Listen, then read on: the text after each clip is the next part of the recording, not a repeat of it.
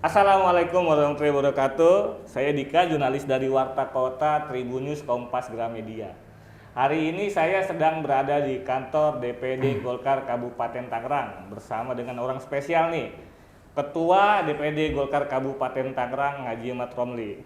Pak, Assalamualaikum Pak. Waalaikumsalam warahmatullahi wabarakatuh. Apa kabar Pak? Sehat Pak? Alhamdulillah baik, hari ini sehat selalu.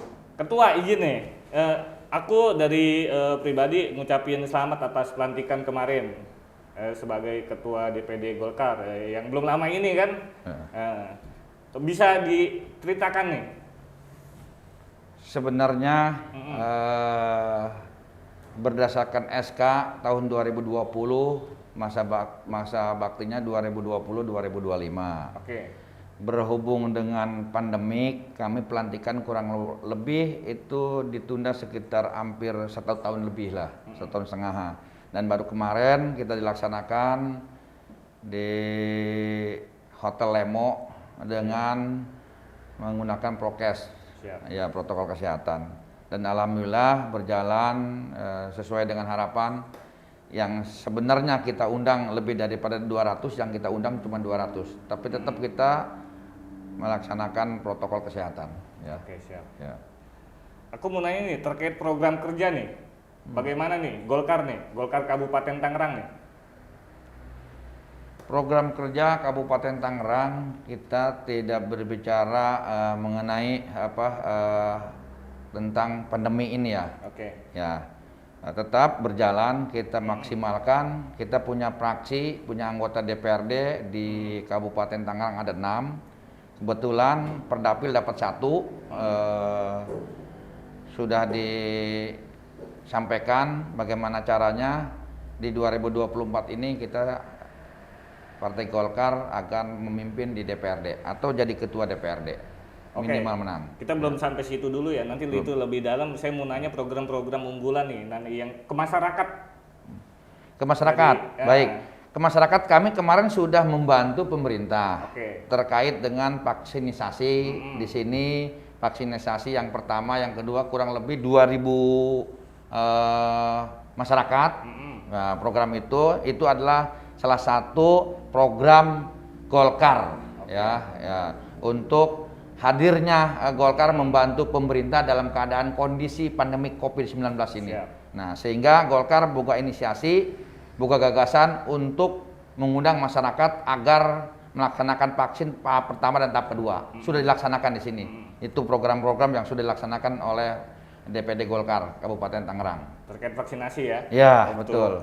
Kemudian juga ada bantuan-bantuan yang berbentuk sembako juga sudah dilaksanakan kepada masyarakat yang tidak mampu, termasuk jompo, janda dan lain sebagainya. Yang pada waktu itu juga. Oke, siap. Terima kasih Ketua. Nah, baru disinggung dari 2024 nih. Bagaimana nih nanti nih pemilu yang akan datang nih strateginya? Pemilu 2024 kami punya cita-cita ya. Punya cita-cita bagaimana caranya Golkar ini bisa memimpin di Kabupaten Tangerang, tidak mesti di Kabupaten Tangerang aja, di provinsi juga. Nah, kita Kabupaten Tangerang DPD diwajibkan untuk mensosialisasikan, termasuk ketum kita, yaitu Airlangga Hartarto untuk menjadi presiden di 2024. Itu yang pertama. Yang kedua, kami juga punya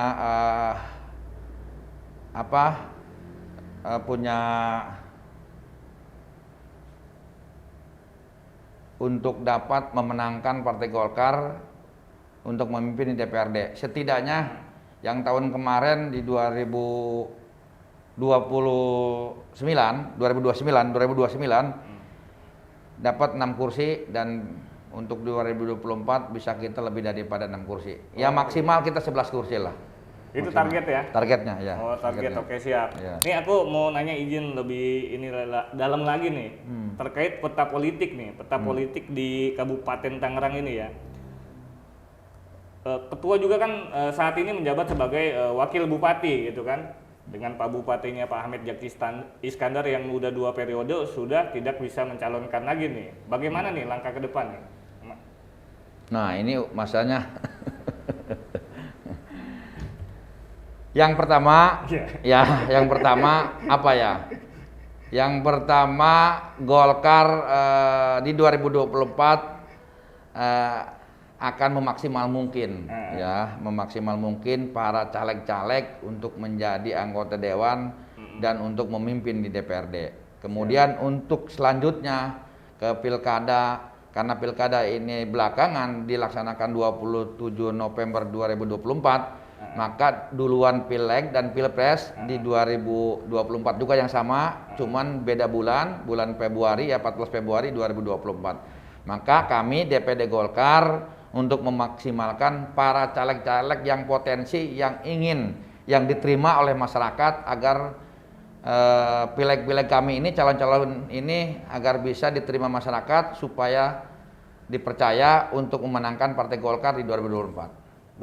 Berarti yang difokuskan itu legislatif dulu. Legislatif ya? dulu, Pileg dulu baru Pileg kita dulu. bicara pilkada. Betul, begitu, betul. Ketua. Oke. Ya. Proses pendaftaran dari calon-calonnya ini seperti apa, Ketua? Proses pendaftaran kami akan dilaksanakan di akhir tahun ini. Kita ada saringan juga, nanti ada penitia para pengurus DPD agar caleg-caleg ini ada saringan juga. Ya, agar supaya tidak serta-merta kita mencalonkan cuma asal aja. Tapi mereka punya kapasitas, ya kan, punya sumber daya manusia, SDM-nya, kemudian juga punya, artinya punya apa ya, sekiranya di masyarakat itu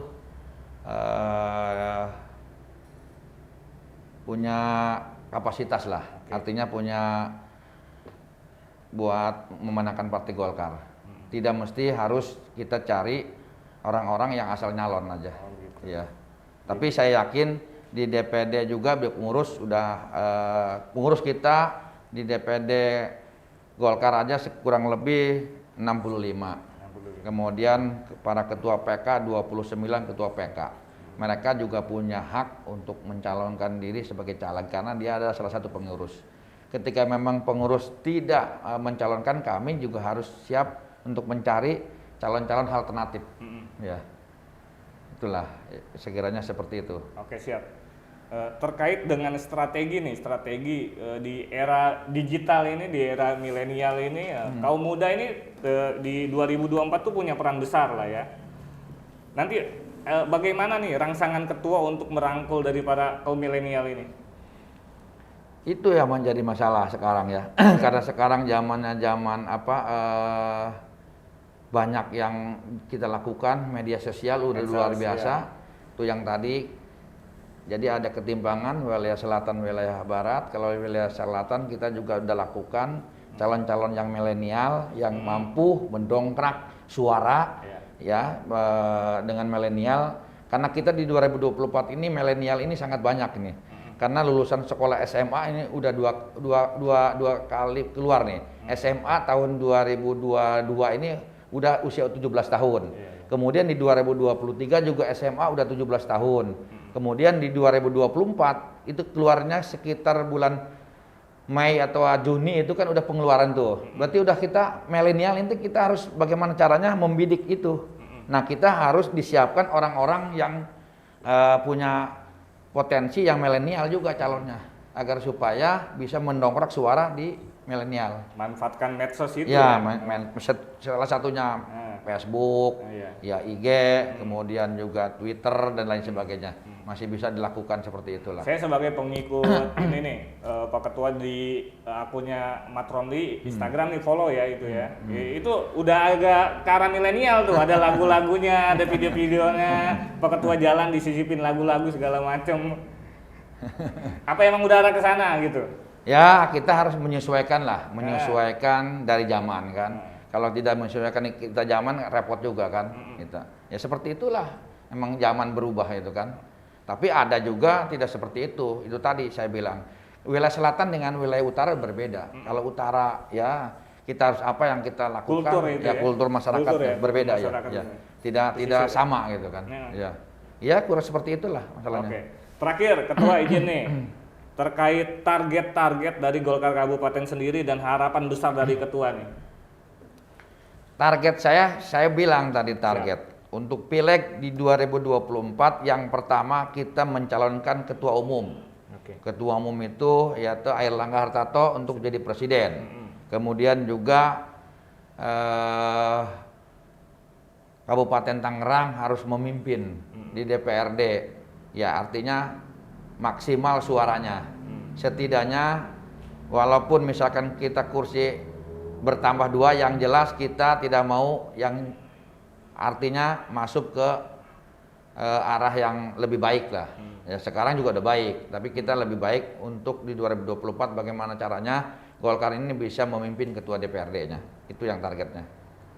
Oh, itu dari target 6, kalau realistisnya 8 tambah 2 ya? Ya. Kalau misalnya 11 bisa ngusung sendiri buat pilkada. Maksimal kita maksudnya. Kalau kita cita-cita kan bisa 12 boleh. Kalau kita bisa 12 artinya kan kita punya dapil 6. Oke. Kita punya dapil 6, satu dapil kita 2 kursi. Ya kan? Kalau kita nggak bisa, kita kalau berhayal ya mudah-mudahan hari ini tercatat ya kan bahwa sejarah Golkar ini nanti 2024 dapat 12 kursi. Cita-cita ya kan.